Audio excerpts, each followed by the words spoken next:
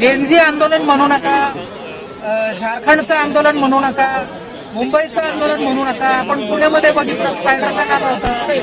आता गौतम ग्रामपंचायतीचे पदसिद्ध सरपंच आपल्याकडे आलेले, बॅटमॅन आपल्याकडे आलाय. बॅटमॅन काय विषय कसं काय असं पाहिजे? राहुल गांधींच्या छात्रों की गुंज या कार्यक्रमाच्या समर्थनार्थ मी आज बॅटमॅन इथं आलो आहे. बर. बॅटमॅन काय वाटतंय सगळ्या मुलींचं वातावरण वगैरे बघतोय, काय दिसतं वातावरणात एवढं दिसतंय की सगळे विद्यार्थी सपोर्टार्थ राहुल गांधीचा सपोर्ट करण्यासाठी इथं आले आणि ते आलेच पाहिजेत, कारण की येणाऱ्या काळातला बदल म्हणून सगळे विद्यार्थी प्रोटेस्ट करतात. तो विद्यार्थ्यांच्या सपोर्टार्थ बाकीच्यांनी विद्यार्थ्यांना सपोर्ट केला पाहिजे.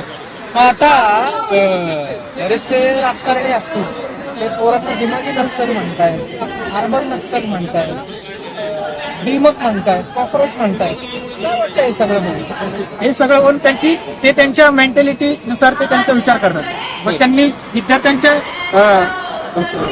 फायद्यासाठी जे काही आहे त्यासाठी विचार करून त्यांनी ते बोललं पाहिजे. तर परवा पण पोरं शाळेमध्ये जाऊन सर्वे करतायत काय, मग तिथे काही लोकांना मारण झाली. काय वाटतं सगळं बघून? शाळा चेक केली म्हणून काय? शाळा चेक केली म्हणून मारतात, हेच तर चुकीचं आहे ना. ते विद्यार्थी आहेत, त्यांना मारलं नाही पाहिजे, हे त्यांना समजलं पाहिजे.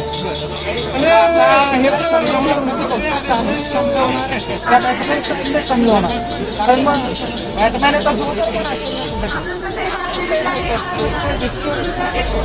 नाही आपल्या राहुल गांधींना बॅटमॅन नावाने संबोधतात.